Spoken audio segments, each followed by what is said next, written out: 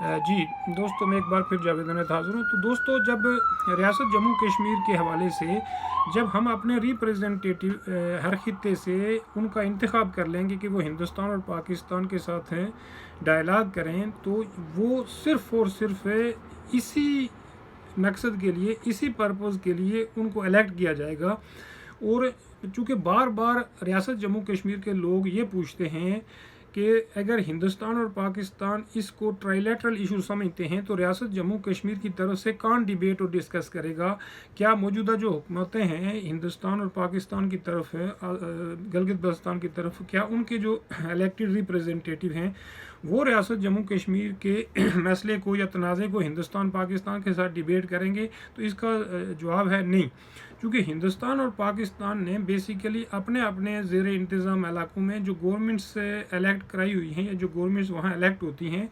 اس میں صرف یک طرفہ سوچ رکھنے والے یا جو ون سائیڈڈ مسئلے کا حل نکالنے والے لوگ ہی بیٹھتے ہیں۔ جو ہندوستان کی طرف اسمبلیوں کے ممبر بنتے ہیں،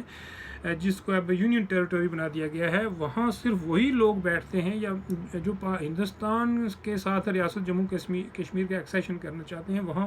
کسی دوسری اوپینین رکھنے والے بندے کو اس اسمبلی میں نہیں بٹھایا جاتا۔ یہی حال گلگت بلتستان اور آزاد کشمیر کی اسمبلی کا ہے کہ یہاں تو پہلے سے ہی اوتھ لینا پڑتا ہے کہ ریاست جموں کشمیر کا جو ہلاک پاکستان سے کرے گا یا اس کا حامی ہوگا، وہی یہاں اسمبلی کا ممبر منتخب ہو سکتا ہے۔ تو یہ تو بات ہی جو ہے وہ ماننے والی نہیں ہے کہ وہی لوگ جو ہندوستان پاکستان کو ریپریزنٹ کرتے ہیں وہ یہاں سے ہو کر پھر ریاست جموں کشمیر کے لوگوں کو بھی ریپریزنٹ کریں، چونکہ ان کی اوپینین آلریڈی ہندوستان اور پاکستان کی گورنمنٹیں جو ہیں وہ ریپریزنٹ کرتی ہیں، اس لیے وہ ریاست جموں کشمیر کے لوگوں کی اوپینین کنسیڈر نہیں کی جاتی، بلکہ وہ ہندوستان اور پاکستان کا جو آفیشیل نیریٹو ہے، آفیشیل بیانیہ ہے، وہ جو آفیشیل ان کا موقف ہے وہ کنسیڈر کیا جاتا ہے۔ تو اس لیے آزاد کشمیر کی حکومت کا جو بیانیہ ہے یا جو سٹیٹمنٹس ہوتی ہیں یا جو ان کا موقف ہے یا جو ان کی سوچ اور فکر ہے، وہ پاکستان کی فیڈرل گورنمنٹ یا پاکستانی ریاست کی جو ریاست جموں کشمیر کے بارے میں پالیسیز ہیں وہ اسی کا ایکسٹینشن ہوتی ہیں، اسی کا وہ بیسیکلی اظہار کر رہے ہوتے ہیں یا ایکسپریشن کر رہے ہوتے ہیں۔ یہی حال ہندوستان کی طرف ہے۔ تو یہ لوگ ریاست جموں کشمیر کی ساری پاپولیشن کو ریپریزنٹ نہیں کرتے ہیں۔ ہمیں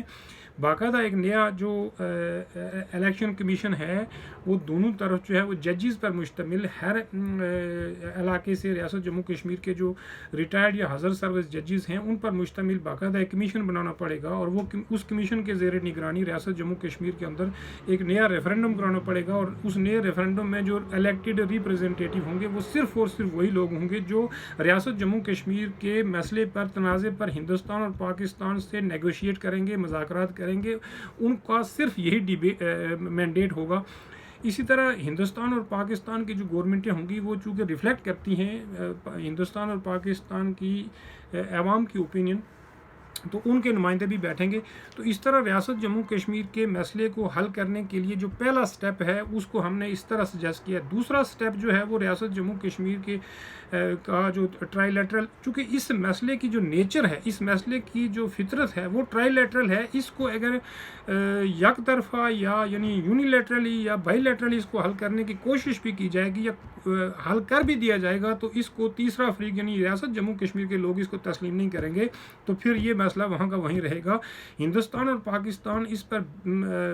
تاشقند ایگریمنٹ کر چکے ہیں، شملہ ایگریمنٹ کر چکے ہیں، آپس میں بہت سارے جو ہے وہ اور مذاکرات کر چکے ہیں، بہت سارے حل تجویز کر چکے ہیں، لیکن اس کا جو اصلی حل ہے، جو اس کا حقیقی حل ہے، جو اس کا ریئل حل ہے، وہ ہے اس کا ٹرائی لیٹرل نیچر ہونا، اور ٹرائی لیٹرل نیچر ہے تو اس کا حل بھی ٹرائی لیٹرل نکالا جائے گا۔ اور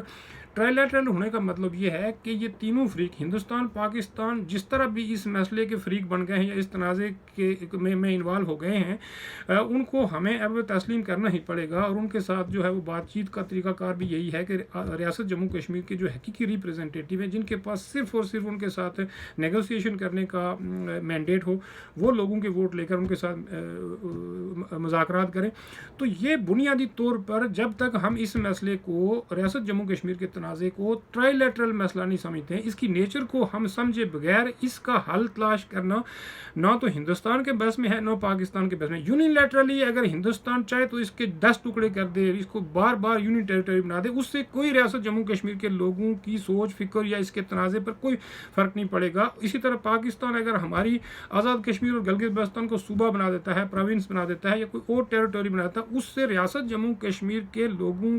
को कोई फ़र्क नहीं पड़ेगा। वो कि हमारे हुकूक गसब किए हुए हैं, हमारे हुकूक जो है लिमिटेड हो जाएंगे। हमारी सोच फिक्र को जिस तरह भारतीय मकबूजा कश्मीर में या इंडियन ज़ेर कंट्रोल जम्मू कश्मीर में बहुत सारी आज़ादियों को कर्टेल कर दिया गया है, उनको लिमिटेड कर दिया गया है, लेकिन इसके बावजूद तनाज़े पर कोई फ़र्क नहीं पड़ा है। रियासत जम्मू कश्मीर का तनाज़ा वहाँ का वहीं है और इसका हल, चूँकि ये रियासत जम्मू कश्मीर का तनाज़ा हिंदुस्तान के कम्युनल बंटवारे से निकला है, तो इसका जो हल है, एक तरफ तो कानूनी आज़ादी हिंद में दिया गया था, उसके मुताबिक यूनाइटेड नेशन ने भी वही हल तजवीज़ किया था, दोनों मुल्कों ने, दोनों कंट्री ने उस पर अमल नहीं किया है। तो अब रियासत जम्मू कश्मीर के लोग हिंदुस्तान पाकिस्तान को किसी सूरत जो है वो पूरा मैंडेट नहीं देंगे। अब रियासत जम्मू कश्मीर के लोग ये तीसरी पार्टी हैं और इनको शामिल किए बगैर, इनकी बात सुने बगैर रियासत जम्मू कश्मीर के मसले का जो भी हल निकाला जाएगा उसको रियासत जम्मू कश्मीर के लोग रिजेक्ट करते हैं और उसको किसी सूरत कबूल नहीं करेंगे। Thank you very much.